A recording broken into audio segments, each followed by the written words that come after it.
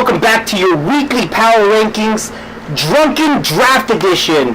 That's right, brought to you by me, your host, Manti Fail, aka the Fail Chais, aka the Sultan of SWAT, aka the Salt Master, aka Saladitas, aka Fail. Coming to you live from Studio B. We're switching it up. We got new production value, and we're hoping to bring a little bit more to the table this year as far as these power drafts and power rankings are concerned. But let's get right down to it. Yet another draft day and another just knockout, bang out draft, guys. I mean, honestly, I don't know what to say. The NSF did not disappoint yet again. First of all, I'd like to say that I think Fridays are probably the best day that we should do the draft. I would prefer an earlier start time, but I think that Fridays might work for everybody going forward. A lot of things are planned on Saturdays and Sundays, so I think that Fridays really need to be where it's at, so that's what I'm going to vote for at the next summer meeting. Hopefully I get to make it this time.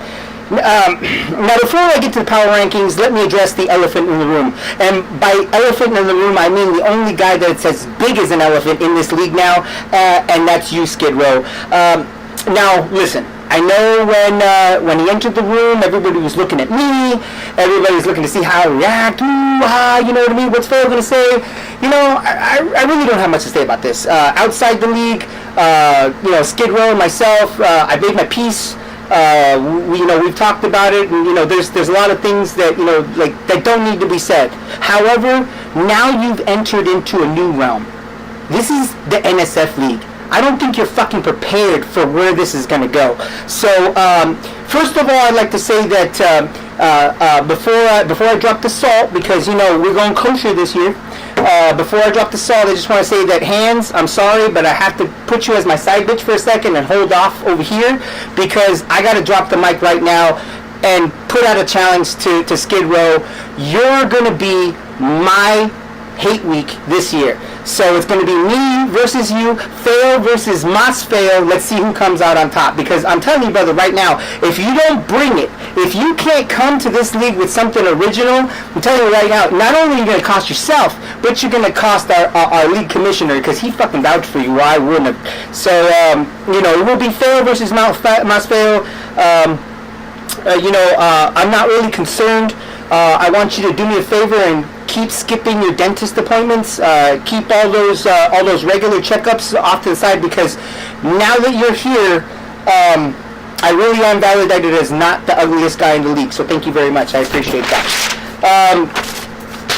And now on to why we're all here. I came up with this the fight night, but we're gonna start having draft day drinking rankings. That's right. We're gonna put it 14-1 how everybody did on draft night. I gotta say, this list was a little tough to collaborate, because there's a lot of shady memories. There's a lot of shady camera footage. I tell you what, 50% of the league doesn't even remember what happened that night. So with that being said, I'd like to start out number 14 to number 1. And remember, you don't want to show up number 1 on this ranking, because that means you got the most fucked up. At number 14, holding his own, and he avenged his glasses, Baby Gap. Thank you very much. He got a very good award this year. It was a great showing. Everybody got fucked up. Let me start by saying that everybody was trashed by the end of the night, and I think that's account to the boxes. I believe the banana box factor worked. I believe it kept 626 on their toes. So I'm glad that came out the way we kind of wanted it. But Baby Gap rising to the occasion. This is number 14, but really it's number 1. Baby Gap, you were the least drunk motherfucker at the league. Number 13, Kiko. 626, either holding back or those yeast shots didn't work for you, bro, because, even though you're at number 13, you got pretty fucked up. I think that's the puffiest I've seen your cheeks ever. And there are some conflicting photos and videos to prove otherwise, but I'm just going to go with that's my personal puffy cheek moment.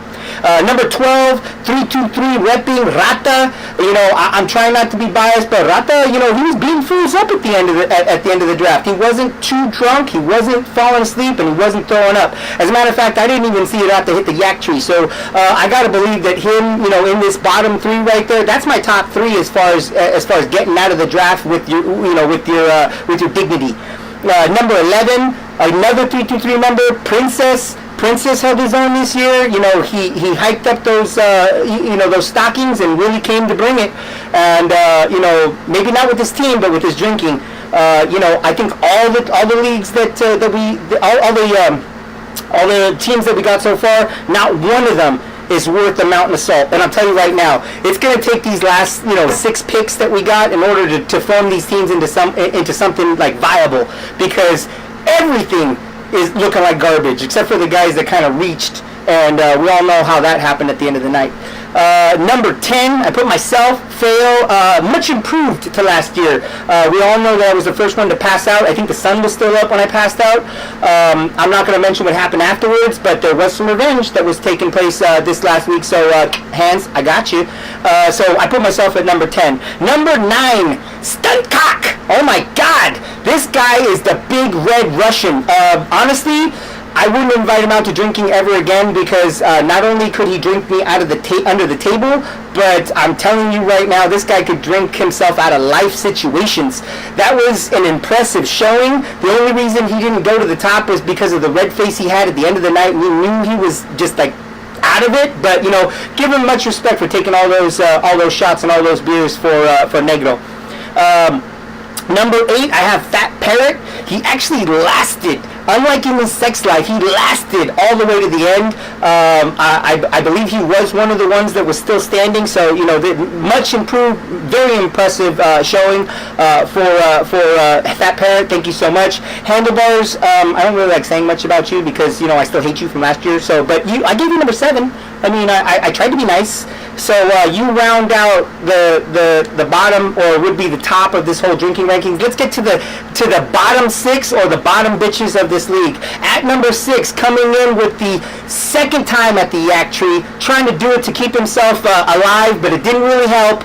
Jafar, aka Drogo. My man, you know, first of all, don't leave the draft and go to your house just because your house is there. If all our houses, we all lived on the same block, we'd probably all go to our own houses and sip some yay or something like that. But, you know, don't do it. You just asked for it, and I'm glad you took my advice. I'm glad you went and took it to the yak tree, because honestly, if you didn't, I don't think you would have lasted as long as you did. Number 5, the human pig, the human man pig experiment, Tonko. Listen, first to vomit, first to fight. This guy brings it 3-2-3 style like you wouldn't freaking believe. But you did finish on number 5, Tonko. So, you know, I'm looking for you to make a lot of improvement in next year's draft. I'm looking for you to be one of those top guys, because I know you didn't start drinking till I know you started drinking earlier, and I know that was something that may have handcuffed you. So maybe just waiting a little bit. I don't know. You never know, though, but I put you at number 5. Number 4, the new hate, Skid Row. Listen, this was knocked out twice, okay?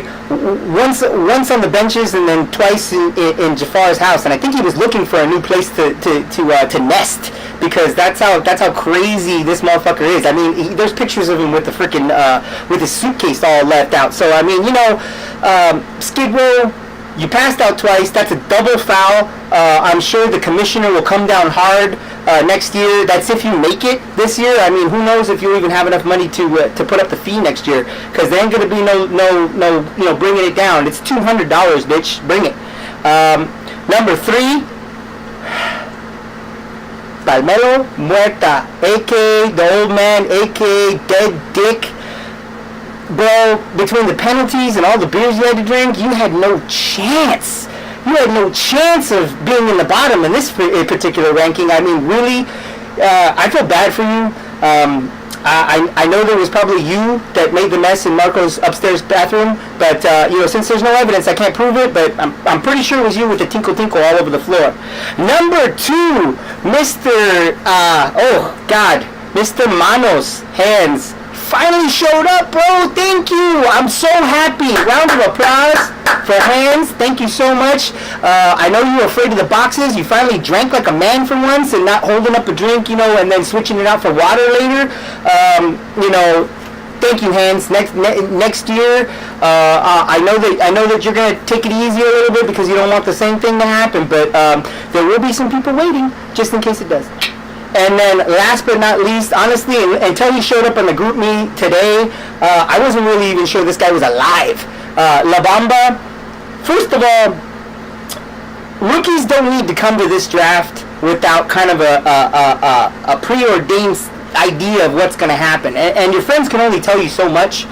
But I tell you right now, as much as you can prepare, as much as you think you're ready, when you come to this draft, you better come with a lined stomach and balls of steel, because if you want to come like La Bamba and bring all that, I'm telling you, he asked for it.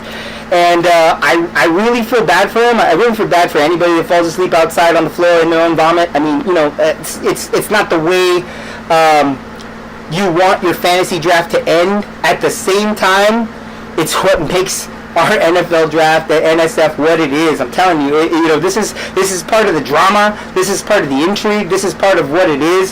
So with that, I'm going to leave you with our first draft with the draft day drinking rankings with a little in memoriam. Thank you all for watching, and look forward to bringing those regular power rankings to you.